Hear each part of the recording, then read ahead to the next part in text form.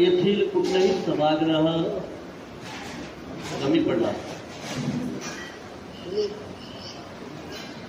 आपण हे अनुभवावरून सांगतोय, अनेक भारतीय दलित पॅन्थरचे कार्यक्रम झालेले आहेत. त्या कार्यक्रमामध्ये समाजानं उत्स्फूर्त प्रतिसाद दिलेला आहे. कारण याचा अर्थ असा होतो की समाजानं या संघटनेवर, या संघटनावर आणि संघटन जे करतायत त्यांच्यावर विश्वास टाकलेला आहे हे स्पष्ट होतं.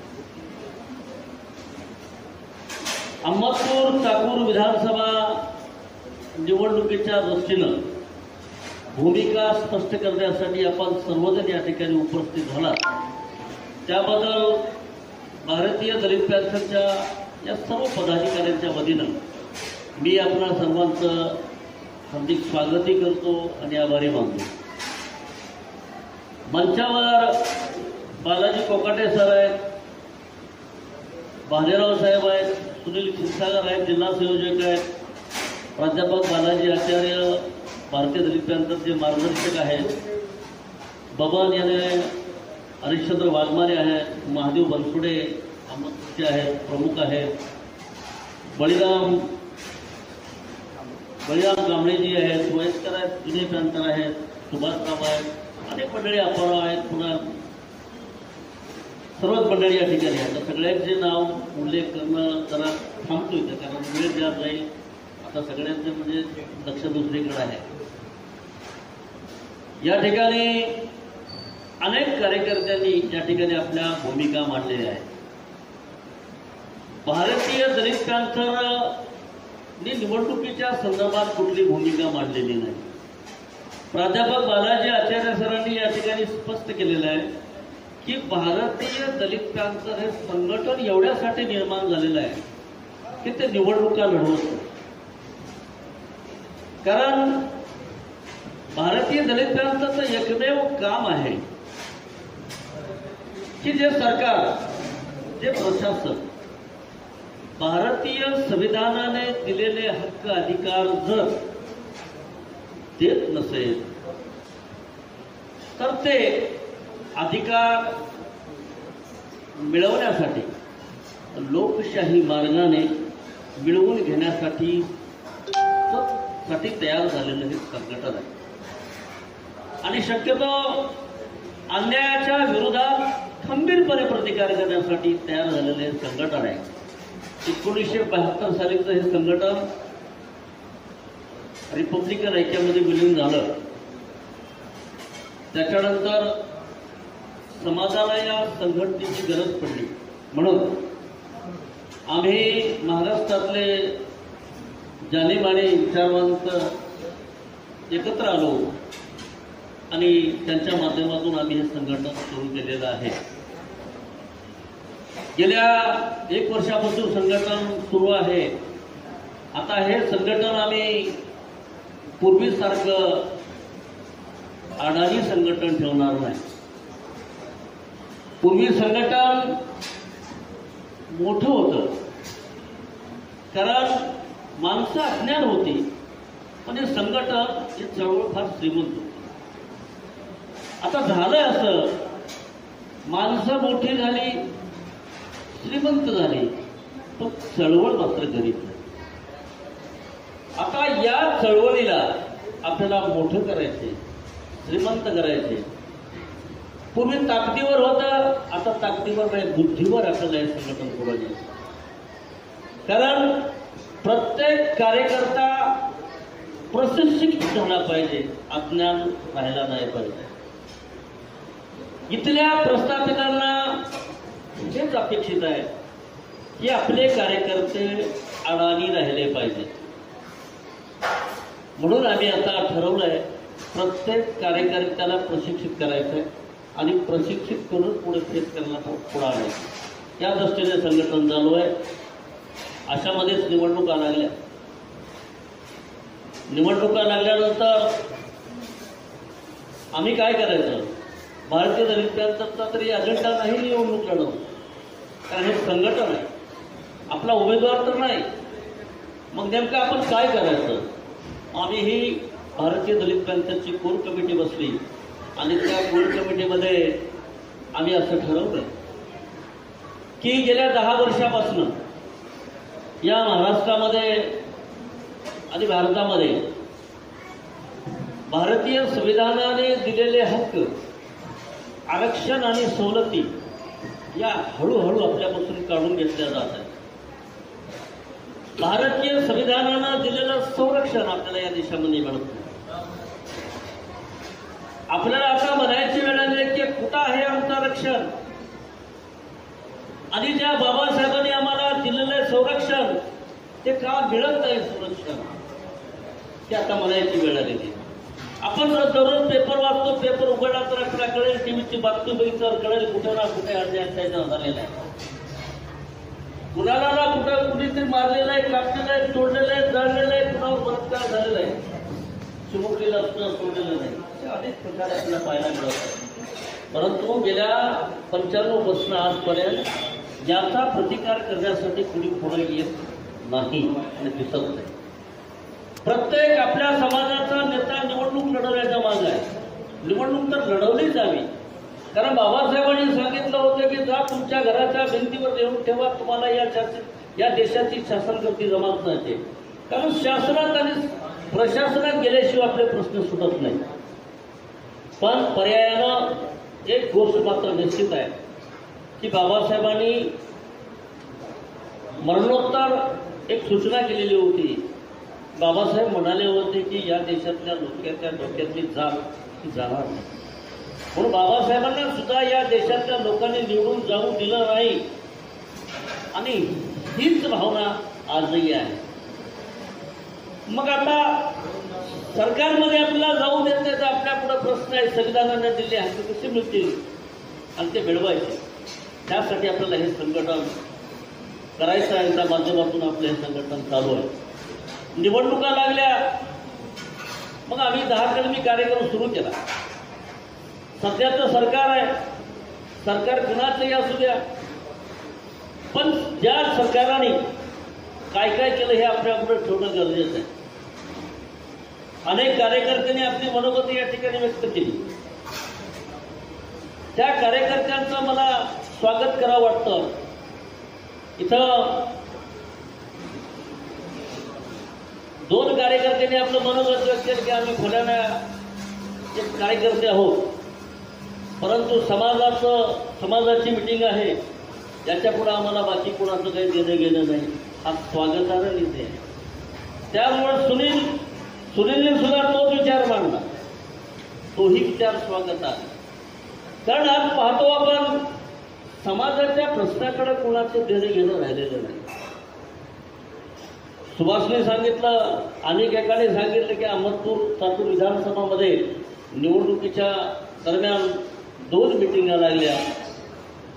समाजाच्या नावावर 2 मिटिंगा बोलवण्यात आल्या आणि त्या मिटिंगामध्ये समाजाच्या प्रश्नावर काही चर्चा झाली नाही. शक्यतो काही झाल्या असत्या स्मशानभूमीवर झाल्या असतील, नाही झाल्या तर रस्त्यावर झाल्या, त्याच्या पलीकडे काय नाही. आणि चर्चा महत्वाची तर झालीच नाही. फक्त एक चर्चा झाली की कुणाला किती बोट्या मिळाल्या, कुणाला किती भाग मिळाला याची चर्चा झाली. कारण याच्यानुसार मेसेज असा गेला की आपला समाज, एकाने सांगितलं की आपल्या समाजाची गणतीच नाही, आपल्या समाजाला विचारात घेतलं नाही. सुनीलने सांगितलं होतं ना, अश्वजितनं सांगितलं की आपल्या समाजाला, बौद्ध समाज जावे तर प्रत्येक मागासवर्गीयातल्या प्रत्येक समाजाची गिनती तुमची राहिली नाही. कारण त्यांना माहिती आहे यांना पैसे द्यावे लागतात आणि याच्या पलीकडं मटण, बिर्याणी आणि चपटी दिली की मागे येतात, अशी सद्भावना त्यांची झालेली आहे. आणि त्या सद्भावनेचा आदर करून आपल्या काही महापुरुषांनी त्यांच्या सांगण्यावरून 2 मिटिंगा केल्या आणि 2 मिटिंगामध्ये फक्त बिर्याणीशिवाय चर्चा झाली नाही, हे मला कळलं. पण आपण या ठिकाणी जी मिटिंग लावली ती त्यासाठीची नाही. मी तुमच्या समाजाचा प्रतिनिधी आहे, समाजाचा कार्यकर्ता आहे, बाबासाहेबांनी आयुष्यभर कार्यकर्ता म्हणून जीवन जगलं. बाबासाहेब कधी नेते राहिले. बाबासाहेब मरेपर्यंत कार्यकर्ता म्हणून आले. त्यांनी नेता मानलं शाहू महाराजांना, त्यांनी नेता मानलं महात्मा फुलेंना, त्यांनी नेता मानलं संत तुकारामांना. तसं मी आयुष्यभर कार्यकर्ता आहे. मी नेता आपल्यासमोर उभा म्हणून नाही. या ठिकाणी मी आपल्याला सांगू इच्छितो, बाबासाहेबांच्या कृपेने आणि तुमच्या सगळ्यांच्या आशीर्वादानं आज मी पुण्या पाटलाकडे मागण्यासाठी जाणारा कार्यकर्ता निश्चित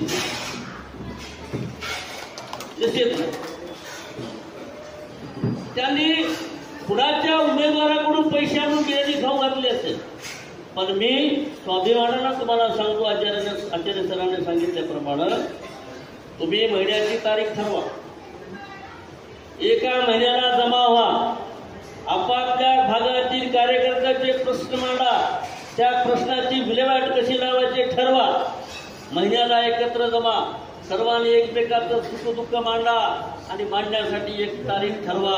किती बिर्याणी लागेल ते लागू द्या, मी माझ्या कष्टाने द्यायला तुम्हाला. याचं कारण असं आहे की मला माझा समाज विकाऊ बनवायचा, मी विकणार नाही आणि माझ्या समाजाला विकू देणार नाही, ही माझी सद्भावना आहे. हे मी तुम्हाला जाहीरपणे सांगतो. म्हणून आपण सुद्धा विकला नाही पाहिजे, आपण सुद्धा विकाऊ झालं नाही पाहिजे आणि मलाही विकू दिलं नाही पाहिजे. मी नेता म्हणजे काय, मी काय करणार तुम्हाला सांगणार हे चालणार नाही. तुमचं सुद्धा लक्ष माझ्यावर असलं पाहिजे.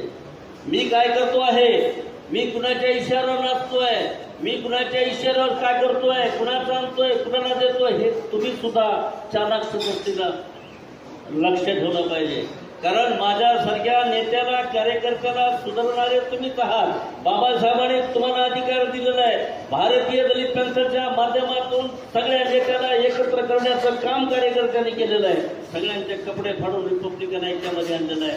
सगळ्या नेत्याने बाबासाहेबांच्या पुतळ्यावर हात ठेवून सांगितलं होतं की आम्ही आता फुटणार नाही, परंतु बाबासाहेबांच्या पुतळ्यावर हात ठेवून सुद्धा रिपब्लिकन ऐक्य फुटलं. त्यानंतर समाजाच्या एका कुणी कार्यकर्त्यांनी कुणी नेत्याला जॉब विचारला नाही.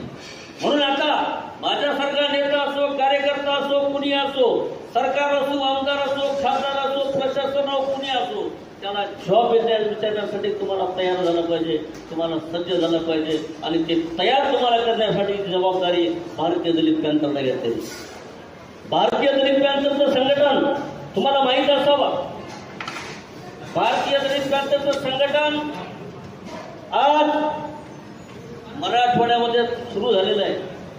या ठिकाणी तुम्हाला सांगू इच्छितो, संभाजीनगर 9 तालुक्यामध्ये जिल्ह्याचे 18 संयोजक आहेत आणि प्रत्येक तालुक्याला 50 संयोजक आहेत, सहसंयोजक आहेत. अशी एकूण संख्या 468 आपली संभाजीनगरमध्ये कार्यकर्त्याची. आणि हे कार्यकर्ते कुठं बोंबडे फिरले नाही, कुठं घोषणा देत फिरले नाही. त्याचबरोबर बीड जिल्ह्यामध्ये 11 तालुके आहेत, तिथं जिल्हा संयोजक 22 आहेत आणि तालुक्याला 50 प्रमाणे 550 संयोजक आहेत. परभणीमध्ये 8 तालुके आहेत, जिल्हा संयोजक 16 आहेत आणि सगळ्या तालुक्यातील संयोजकांची संख्या मिळून 416 आहे. जालन्यामध्ये 8 तालुके आहेत, जिल्हा संयोजक 16 आहेत आणि तालुका संयोजक मिळून 400 आहेत. असे 416 पूर्ण कार्यकर्ते आपले जालन्यामध्ये आहेत. त्यानंतर लातूरमध्ये सुद्धा आपण बघत आहोत चॅनलला. लातूरमध्येच आपण फक्त दाखवणं आहे, कारण सगळीकडे दाखवायची गरज पडली नाही. तर लातूरमध्ये सुद्धा 20 जिल्हा संयोजक आहेत. तालुक्याला सगळे मिळून आपले 500 सहसंयोजक आहेत. ते स्वतःला लीडर मानत नाहीत, कार्यकर्ता म्हणून काम करत आहेत. माझ्या त्यापैकी माधव आहेत, बाळू आहेत, बालुगुरुजी आहेत, सचिन आहेत, अशी सगळी बालुगुरुजी आहेत. सगळी मंडळी अशी कार्यकर्ता म्हणून काम करते. कुणालाही नेतेगिरीचा आव नाही.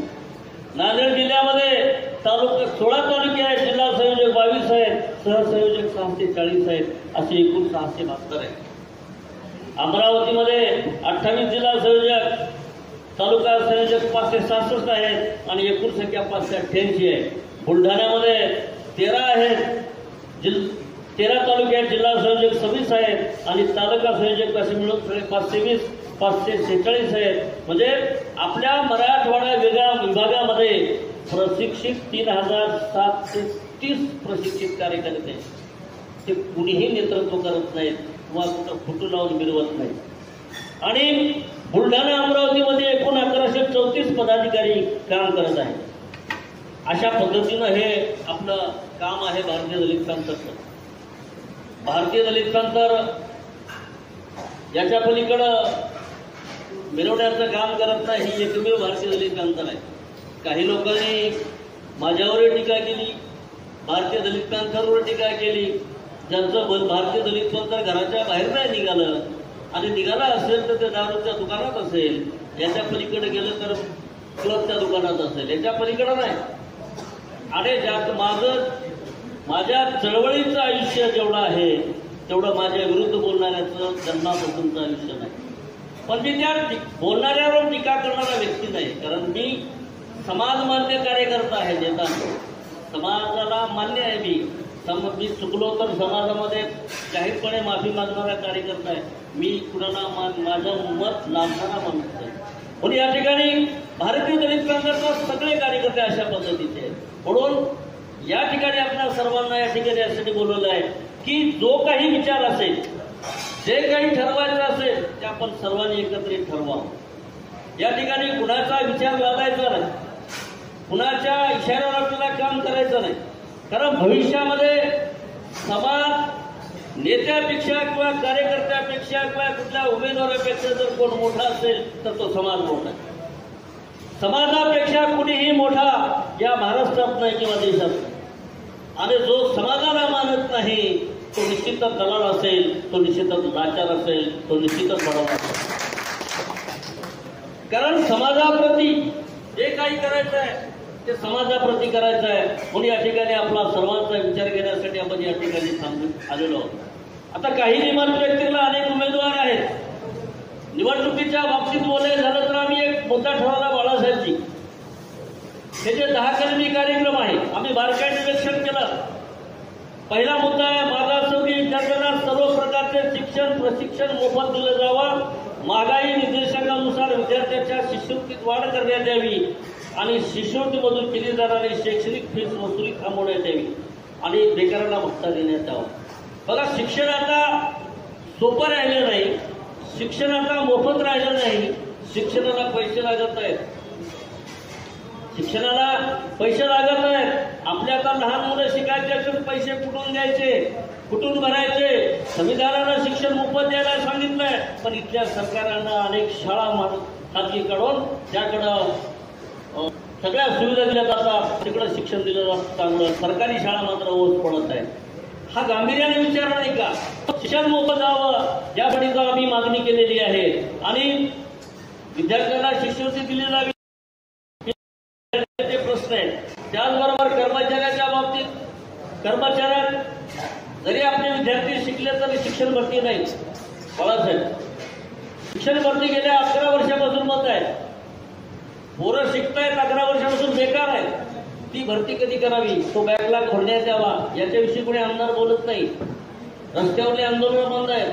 आंदोलन केलं तर आमदार विधानसभेत मांडेल आणि विधानसभेत मांडले तर शिक्षण भरती सुरू होईल, पण हे कुणीही मांडत नाही, कुणी याच्या बाबतीत आंदोलन करत नाही. म्हणून भारतीय दलित क्रांतीचा हा मुद्दा आपल्या हाती घेतलेला आहे. याच्या पलीकडं जे शिकलेले आहेत आणि त्यांना नोकरी नाही पण त्याचा आर्थिक दर्जा सुधारला पाहिजे, याच्यासाठी संविधानानं महामंडळ निर्माण केली. महात्मा फुले असेल, अण्णाभाऊ साठे असेल असे महामंडळ निर्माण केली. त्या महामंडळाला पैसे दिले जात नाहीत. महामंडळ बुडीत निघालेले आहेत. कर्ज कुणाला मिळत नाही आणि कर्ज द्यायचं असेल तर त्यांना पगारपत्रकाची अट्ट घातली जाते. त्यांना पगारपत्रक दिलं जात नाही. कुणाकडेच नोकरीचं पगारपत्र कुठलं द्यावं, मग पुन्हा विलाजानं ती सगळे पैसे दुसरीकडे वळविले जातात. याच्याकडे कुणाचं लक्ष नाही. म्हणजे शिकू द्यायचं नाही, नोकरी द्यायसाठी जागा द्यायचं नाही आणि जर बेकार झाले तर त्यांचा आर्थिक दर्जा उंचावू द्यायचा नाही, यासाठी ते महामंडळ बंद करत आहे. हाही मुद्दा महत्वाचा आहे. त्याच्या पलीकडे सगळ्यात महत्वाचा मुद्दा एखाद्यावर अन्याय झाला असेल, अत्याचार झाला असेल, तो न्याय मागण्यासाठी जर पोलीस स्टेशनला जात असेल तर त्यानं पोलीस स्टेशनला जाण्या अगोदर त्याच्यावर चोरीचा गुन्हा दाखल केला जातो, त्याच्यावर रोड रॅम्पचा गुन्हा दाखल केला जातो, एवढाच नव्हे तर त्याच्यावर बलात्काराचा गुन्हा दाखल केला जातो. हे महाराष्ट्रामध्ये होत आहे, कारण न्याय मागणाऱ्या व्यक्तीलाच मध्ये आणलं जात आहे. याच्यावर कुणी आंदोलन करत नाही, याच्यावर कुणी विधानसभेत प्रश्न विचारत नाही. पण यासाठीचा हाही मुद्दा, कारण पोलीस स्टेशनमध्ये खच्चीकरण झालं की माणूस कार्यकर्ता कुणीच येत नाही. बाकी कुठेही माणूस डेअरिंग करतो, पण पोलीस स्टेशनमध्ये कुणाची डेअरिंग होत नाही, म्हणून तिथं खच्चीकरण केलं जातं. मग तोही मुद्दा आपण या ठिकाणी घेतलेला आहे. त्यानंतर रोजगार हमीचं काम आहे. रोजगार हमीच्या कामावर अनेक वर्षापासून हजेरी घेतात. मला वाटतं 300 रुपयाच्या मध्येच हजेरी, तिथं कधी मजुरीची वाढ करण्यात आलेली आहे. कारण सरकारी कामं काढायचे, पण सरकारी कामावर माणसं जीव द्यायची नाही, ही नीतिमत्ता सरकारची आहे. म्हणून तिथं तिथला रोजगार वाढला पाहिजे, ही भावना आपण या ठिकाणी मांडलेली आहे. गायरान जमिनी आहे, झोपडपट्टी आहे, त्यांच्यामध्ये जे अतिक्रमण आहे ते कायम झाले पाहिजे, त्यांना ती कमाले दिले पाहिजे, घरकुलं वाटप झाली पाहिजे, हाही मुद्दा आपण घेतलेला आहे. त्याचबरोबर जिल्हा परिषद शाळाचा ओझ पडलेले आहे, ते खाजगीकरणाकडे चाललेले आहेत. त्या शाळांचं खाजगीकरण होऊ नये, उलट त्या शाळा हायटेक कराव्यात अशी आपली मागणी या ठिकाणी आहे. त्याचबरोबर आरोग्याच्या बाबतीत आरोग्य मोफत दिलं जावं असं संविधानामध्ये असताना सुद्धा आरोग्य मोफत दिलं जात नाही. प्रत्येक ठिकाणी विमा काढावा लागतो, पैसे मोजावे लागतात. 25 लाखापर्यंत आरोग्य मोफत द्यावं हे आपण मांडलंय, आणि हे मांडण्यासाठी आपल्याला आमदार आवश्यक आहे. आपण या ठिकाणी तुम्ही अगोदर सांगितलं की आपला माणूसच विधानसभेत जाऊ देत नाही, आपला माणूसच लोकसभेत जाऊ देत नाही, मग सरकार कुठलं येणार आहे? आपलं सरकार आपलं येत नाही, हे स्पष्ट आहे. या ठिकाणी आपण महाराष्ट्रामध्ये बघतो, एक तर महायुतीचं सरकार येईल, नाहीतर महाविकास आघाडीचं सरकार येईल. याच्या पलीकडे कुठलं सरकार येणार नाही हे ठरले. म्हणून या ठिकाणी आपले प्रश्न मांडण्यासाठी आमदार तिथं गेला पाहिजे, ही महत्वाची गोष्ट आहे. म्हणून कुठल्या आमदाराला आपण मतदान करायचं हा प्रश्न आपल्यासमोर. मग आता या ठिकाणी आचार्य सरांनी सांगितल्याप्रमाणे अनेक उमेदवारांचे आम्हाला फोन आले, अनेक उमेदवारांनी आम्हाला पॅकेज सांगितलं की इतर कार्यकर्त्यांना आम्ही कुणाला 50,000चं पॅकेज दिले, कुणाला 1 लाखाचं पॅकेज दिले, आणि मोठा असला तर 3 लाखाचं पॅकेज दिले, आणि तुम्हाला सगळ्याला बोलून बिर्याणी खाऊ घालायचं आश्वासन दिले. त्याच्या पलीकडे काय नाही. म्हणून आम्ही त्यांचं पॅकेज आम्ही मान्य केलंय. आमचं पॅकेज आमचा समाज आहे, आमचं पॅकेज आमच्या समाजाचं हित आहे, आमचं पॅकेज आमच्या संरक्षण आहे. आम्ही स्पष्ट सांगत आहोत. काही कार्यकर्त्यांचे फोन येत होते की बा काय नियोजन आहे. आता नियोजनाचा भाग मला कळालाच नाही. अनेकांचा होत आहे फोन, काय नियोजन आहे, प्रचार संपत आला, काय नियोजन आहे. नियोजनाचा भाग म्हणून नियोजन काय, सरांना जर विचारले एका ठिकाणी बसलो, बबनराव एका ठिकाणी बसलो हॉटेलमध्ये ना, नियोजन काय असतंय म्हणजे, तर तिथं नियोजन मला कळालं की प्रचारामध्ये जाण्यासाठी एखाद्याच्या गळ्यात एका पक्षाचा उमेदवाराचा गमछा घातला की त्याला नियोजन 8,000 दिलं जातंय, आणि फुलाची माळ घातली तर त्याला 10,000 दिलं जातंय. हे नियोजन आज दोन्ही घातलं तर 18,000 दिलं जातंय. म्हणून मी कार्यकर्त्याला सांगू इच्छितो की ज्यांना 50,000चं पॅकेज दिलं त्याची किंमत कॅल्क्युलेट करून बघितली तर 5 वर्षामध्ये त्या कार्यकर्त्याची किंमत 27 रुपये होती, आणि ज्यांना 1 लाखाचं पॅकेज दिलं जातं त्या कार्यकर्त्याची किंमत 54 रुपये केली जाते. मग 54 विकणारे आपण आहोत का, 27 रुपयावर आपण विकणारे आहोत का, आणि 8,000 7 10,000चं म्हटलं तर तितक्या पैशातच होईल. मग विचार करा, कोंबड्याची किंमत जर आता 700-800 रुपये असेल आणि आपली किंमत 57-52 रुपये असेल, गोष्ट आहे. कारण गुंजटीकरांना सांगितल्याप्रमाणे त्यांनी आपल्या समाजाला गृहीत धरलं नाही. हे लाचार आहे, हे लाचार आहेत. हेच आपल्याला पारितोषिक दिलेलं आहे, हेच आपल्याला मोठी पदवी दिलेली आहे. बाबासाहेब आंबेडकरांनी तुम्हाला मताचा अधिकार दिलेला आहे. तो मताचा अधिकार आपल्याला कसा वापरायचा ठरवाय. कारण बाबासाहेबांनी तुम्हाला 2 मताचा अधिकार दिला होता, 2 मताचा. त्यावेळेस महात्मा गांधीजीनं पुणे कराराला ठिकाणी उपोषण केलं आणि 1 मताचा अधिकार वापस घेतला. त्यावेळेस 1 मताचा अधिकार महात्मा गांधीचं म्हणणंच होते की ह्या मागासवर्गीयांना मताचा अधिकारच द्यायचा, यांना मताचे अधिकार दिले की हे मागतात. म्हणून महात्मा गांधीनं 1 मताचा अधिकार काढून घेतला, आणि काढून घेत असताना त्यांनी सांगितलं की मी बाबासाहेब आंबेडकर आम्ही एक मताचा अधिकार काढून घेतलो, आता तो दुसरा मताचा अधिकारी मी आम्ही आता पैशानं विकत घेऊ, पैशानं विकत घेऊ. त्यावेळेस बाबासाहेब महात्मा गांधींना म्हणाले होते की गांधी, मिस्टर गांधी, या मताच्या अधिकाराची किंमत माझ्या समाजाला कळेल ना, त्या दिवशी तुझे ते प्रस्थापित भांडवलदार कारखानदार आहेत ना, ते भिकारी होते आणि ते भिकारी झाल्यानंतर तुझ्यासारख्याच्या अंगावर पंचायत सुद्धा राहणार नाही. हे बाबासाहेबांचे एकेरी वाक्य आहे.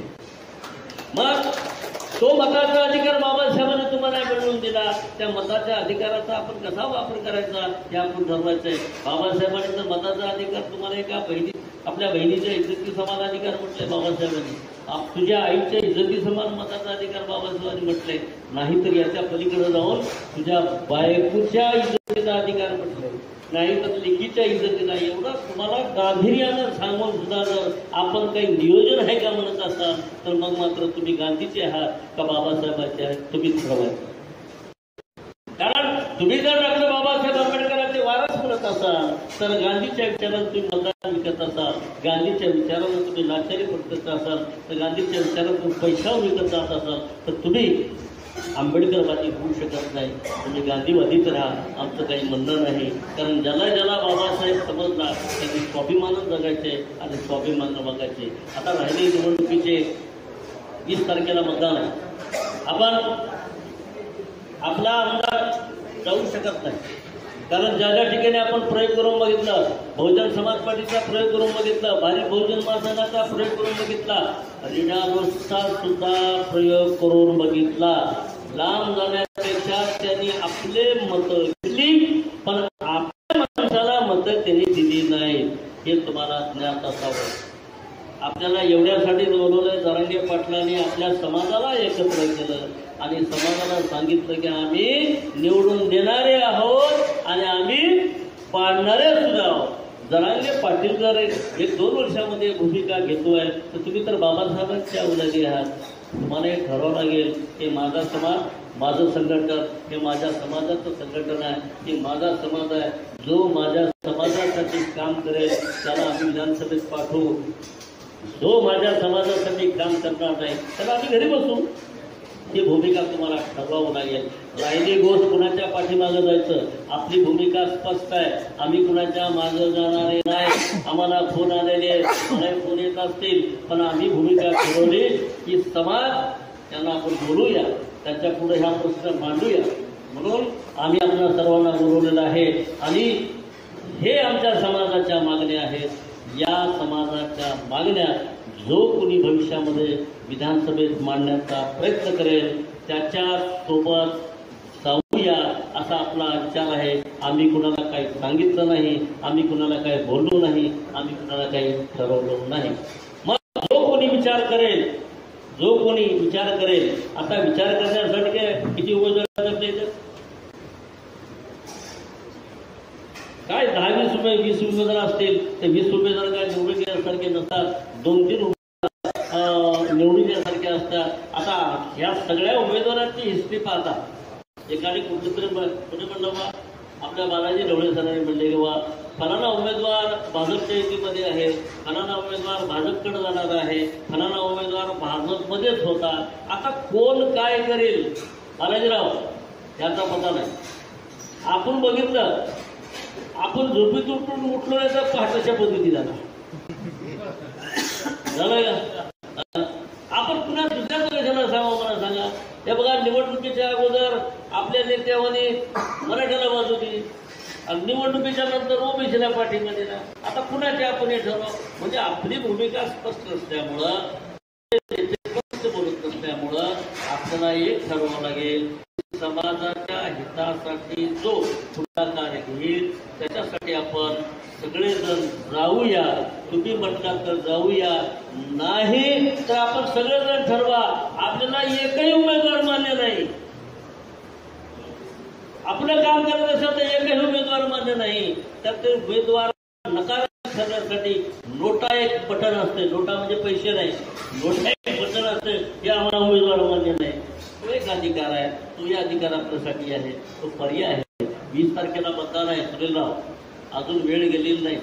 जो कोणी आपले प्रश्न त्यांनी पत्रकार परिषद घेऊन समाजापुढे जाहीर करावं आणि जाहीर केल्यानंतर आपल्या सर्वांच्या मतीनं आपण त्याच्या पाठीशी जावं का जाऊ नये हे तुम्हाला विचारतो. हे सत्य आहे का? त्यांनी पत्रकार परिषद घेऊन जाहीर करावी किंवा मी हे समाजाचे मुद्दे मी निवडून आल्यानंतर विधानसभेमध्ये मांडेल आणि विद्यार्थ्यांना, कर्मचाऱ्यांना, महामंडळांना निधी उपलब्ध करून देईल. बाकी हे जर त्यांनी मान्य करत असेल तर आपण त्याच्यासोबत जाऊया आणि जर कुणी मान्य करत नसेल तर आपण सगळेजण मिळून नोटाला मतदान करूया. सगळ्याला नकारार्थी ठरवूया. हे निकामी आहे, नालायक आहे असं मत करूया आणि समाजाची एकजूट दाखवूया. बाकी भडवे दलालांना कुठं जायचे जाऊ द्या. समाजाचं हित आपण बघूया. मी आपल्याला शब्द देतो, जे लाचार भडवे असतात ते समाजासाठी काही करत नाहीत. मी तुम्हाला आवर्जून सांगतो, माझं आयुष्य समाजासाठी गेलेलं आहे. याच्या पुढेही समाजासाठी घालवणार आहे. उरलेलं बोनस आयुष्य माझ्या समाजासाठी घालणार आहे. सिद्धीकरांना माहीत आहे, बळीराम मामांना माहीत आहे, मी कुठल्याही प्रसंगामध्ये मागे वळणारा नाही, कधीच नाही. मी आपल्या सर्वांना आवर्जून सांगतो, कारण मला जेल बिल काही नाही, कुठल्या काही कशाची भीती वाटत नाही. कित्येक गुन्हे माझ्यावर दाखल झालेले आहेत. त्या सगळ्या गुन्ह्याला मी तोंड देत आलेलो आहे. आपणा सर्वांना माहीत आहे. एखाद्यानं सांगितलं की बा ह्याच्यात एक गुन्हा होता आणि मी नाही काम केलं, संध्याकाळी अंगाचे काकडे काय अंगाचं काकड्याकडून पाया जोडा करतो म्हणला म्हणे. काय काय खरं असतंय. आपण बाळासाहेबांना शिवाय देतात, मोदीला शिवाय देतात. मी त्याच्यावर टिकटी करणार नाही. पण जो कोणी माझ्या कार्याचा आढावा घेत असतात, तो बघितला असाल, बौद्धनगरच्या झोपडपट्टीसाठी मी 15 दिवस जेलमध्ये गेलेलो आहे. भीमनगरमध्ये सुद्धा प्रस्थापित पुढाऱ्याच्या विरोधात काम करत असताना खपलं नाही माझं काम म्हणून त्यांनी मला 15 दिवस पुन्हा मंदिरावर टाकले, जेलमध्ये टाकलं. कुठे कारस्थान करून माझ्यावर केले. 302चा गुन्हा दाखल माझ्यावर करण्यात आला. किडनॅपिंगचे करण्यात आले. अरे मी मुंबईत होतो, मंत्रालयात होतो, तरी मला किडनॅपिंग पोत्यात मारून टाकले. असे अनेक गुन्हे नाही झाले. मी खंबीर होतो, माझ्या पाठीशी समाज होता, कुणी नेता माझ्या संघ नव्हता. म्हणून माझ्यासोबत समाज असल्यामुळे मी प्रशासनाला मजबूत करू शकलो आणि प्रशासन मी माझ्याकडे चांगला दृष्टीने पाहत होतं. मी कुठला खंडणी बाजारगिरी काम केलं नाही, कुठला फसवेगिरी केली नाही किंवा कुणाला नोकऱ्या देतो पैसे काढले नाही किंवा माझा धंदा क्लबचा नाही, माझा धंदा कुठला दारू विकायचा नाही.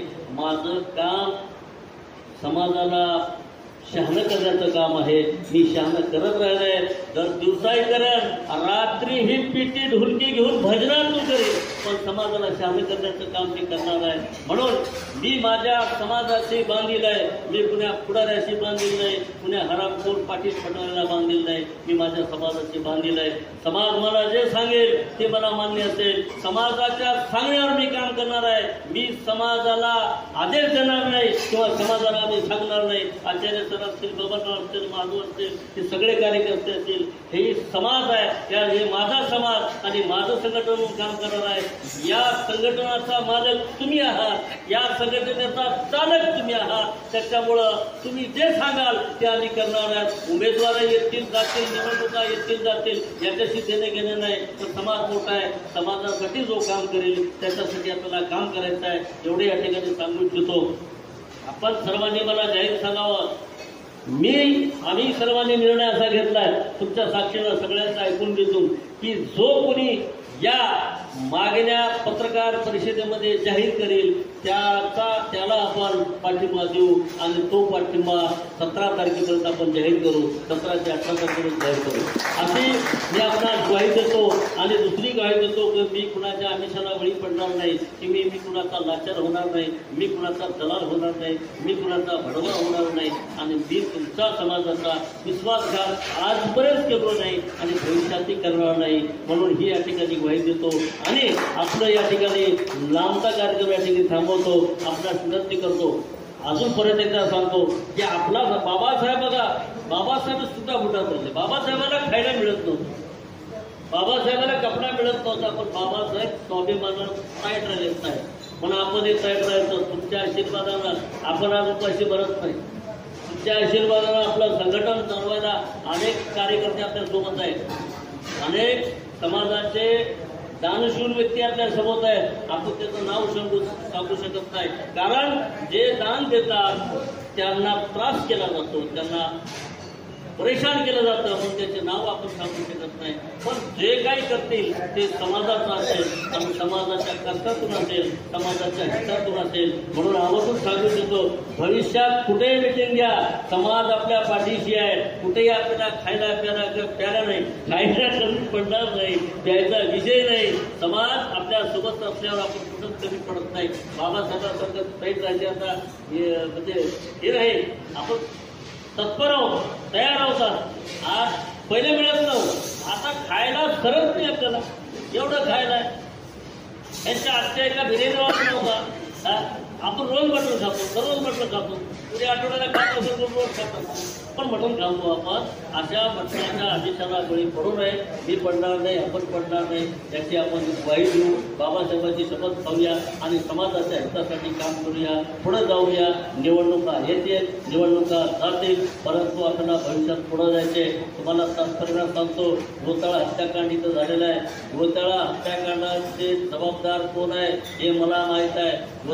खानापूर हत्याकांड कोणी केला हे मला माहीत आहे, तुम्हाला माहीत नाही. इथले पुढारी कोण आहेत, इथले उमेदवार जे कोणी असतील, सगळ्या उमेदवारांचे कपडे काढायचे मुद्दे माझ्यापाशी आहे. कारण गेल्या 50 वर्षामधून त्या सगळ्या पुढाऱ्याची रेग ना रेग मला माहीत आहे. म्हणून पुढाऱ्याचे जुने काढत बसण्यापेक्षा आपल्या समाजाच्या हितासाठी कोण काम करणार आहे हे आपण ठरवूया. आणि यासाठी ही मिटिंग बोलण्यात आली आहे. आपण या मिटिंगला उपस्थित झाला त्या सर्वांचा मी या ठिकाणी आपल्या सर्वांच्या वतीनं आभार मानतो. आणि इथंच या ठिकाणी मिटिंग संपली अशी जाहीर करतो. बाकीचा निर्णय 17 तारखेला किंवा 18 तारखेला आपण जाहीर करूया आणि एक दिनानं आपण काम करूया. कारण जरांगे पाटील जर आंतरवाली सराटीतून आदेश करत असेल तर तुम्हाला अहमदपूरच नाही त्याला काय हरकत आहे? काय हरकत आहे मला सांगा. म्हणून सगळा समाज एक झाला आहे. बघा, मुस्लिम समाज एक झाला आहे. आता कुठेही जात असेल, सगळ्या उमेदवाराकडे मुस्लिमचे माणसं आहेत, पण ते पहाटे 5 वाजता नमाजला ठरते तर सकाळी 8 वाजता मतदान असेल, तिथं समाज एक आहे त्यांचा. पण आपला समाज आपण बी एक करूया, एक दिनांक राहूया आणि बाबा